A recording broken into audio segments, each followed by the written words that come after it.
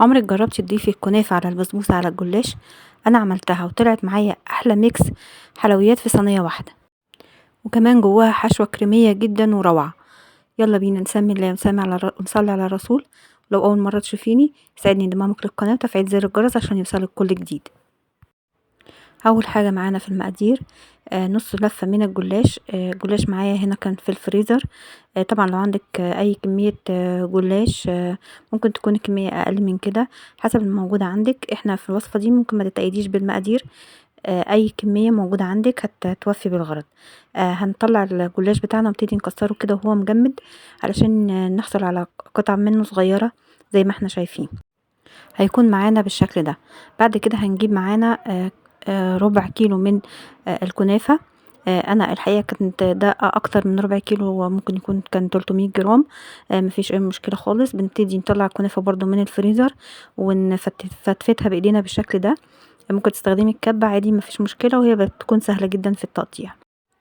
وده بيكون شكلها معانا بعد ما فتتناها. بنبتدي ننزل عليها بخمس معالق من السميد اللي هو دقيق البسبوسة، معلهوش اي اضافات. بعد كده بنقلبهم مع بعض كويس كلهم ونخلط كل حبيبات السميد مع الكنافة مع الجلاش كويس. انا هنا نقلتهم في صينية اوسع علشان اقدر اتحكم واقلبهم مع بعض كويس.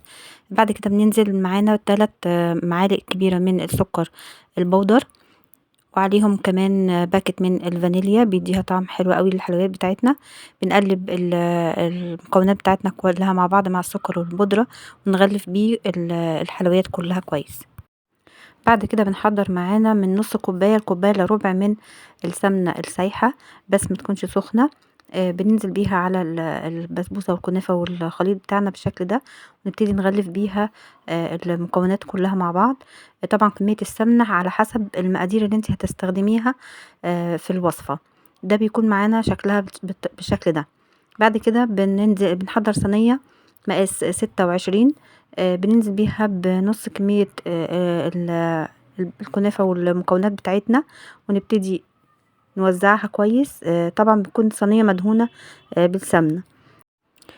بنبتدي نفرد في الصينية ونعمل قاعدة بالشكل ده، وكمان بنعمل أحرف حوالين الصينية علشان الحشوة بتاعتنا ما تخرجش لبره بالشكل زي ما احنا شايفين كده. كده تمام معانا أول طبقة. يلا بينا نحضر الحشوة او الكريمة. معانا موجود في الحلة كوباية من اللبن الحليب، هننزل عليهم بكوباية كمان من اللبن. وكمان هنضيف عليهم 3 معالق كبار من النشا. اللبن معانا هنا بارد تماما. هنضيف عليهم كمان معلقتين من السكر. المفروض ان حشو الحلويات اللي بنضاف عليها شربات ما بنضافلهاش سكر، بس انا بالنسبه لي انا بفضل احط معلقه واحده او معلقتين بالكتير. بنقلب المكونات معانا كويس جدا وبعدين بنرفعها على النار. اول ما القوام يبتدي يتقل بالشكل ده بننزل عليه بمعلقتين من القشطه او وش اللبن اللي حسب المتوفر عندك. بنقلب تقليبة كمان وبعدين بنطفي النار. في المرحلة دي ممكن تضيفي معلقة من الفانيليا بيديها طعم جميل جدا برضو زي ما انت عايزة. بعد كده بنبتدي ننزل بالحشوة بتاعتنا او بالكريمة على الصينية بتاعة الحلويات بالشكل ده، وبنوزع الحشوة او الكريمة كويس. وبعدين بنسيبها تبرد، يعني تعمل وش حوالي في الجو البرد ده بتاخد حوالي 10 دقايق. بتبقى كويسة جدا وتمام معانا. بعد كده بننزل بباقي كمية الخليط بتاع الكنافة والبسبوسة والجلاش على سطح الصينية، ونبتدي نوزعه معانا بالشكل ده. بنساوي سطح الصينية، وبعد كده بنبتدي نضغط بالراحة وخاصة على الجوانب أو حروف الصينية علشان تكون ممتزجة معانا كويس ومتساوية زي ما احنا شايفين بالشكل ده. ما تحاوليش تضغطي قوي على الكنافة من فوق او الحلويات علشان الحشو ما تخرجش بره حروف الصينية. بعد كده بنحضر معانا 3 معالق من السمنة السايحة. بنبتدي نوزعهم بالشكل ده بالفرشة على سطح الصينية بتاعتنا ونوزعها كويس. وبعد كده في المرحلة دي بنكون مسخنين الفرن بتاعنا قبلها ب10 دقايق على درجة حرارة عالية، وندخل الصينية بتاعتنا في رف أوسط. ما تشغليش الشواية الا لما تاخد لون مظبوط من تحت. بتطلع معانا بالجمال ده.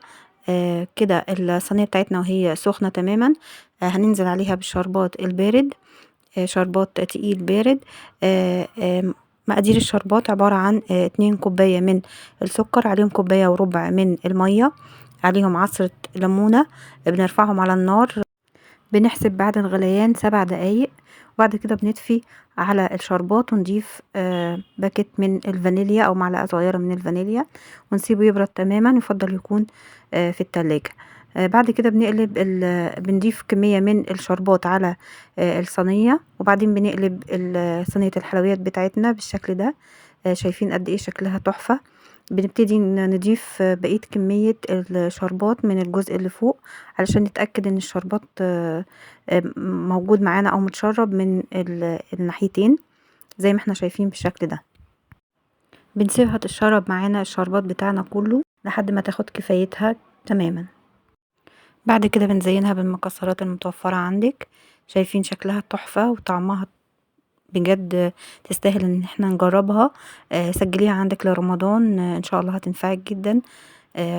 بجد ميكس الكنافة مع البسبوسة مع الجلاش والكريمة، الحشوة في قلبها تحفة جدا. لو بتعملي الكنافة او البسبوسة وتخافي تبوظ منك، دي هتكون كويسة جدا معاكي.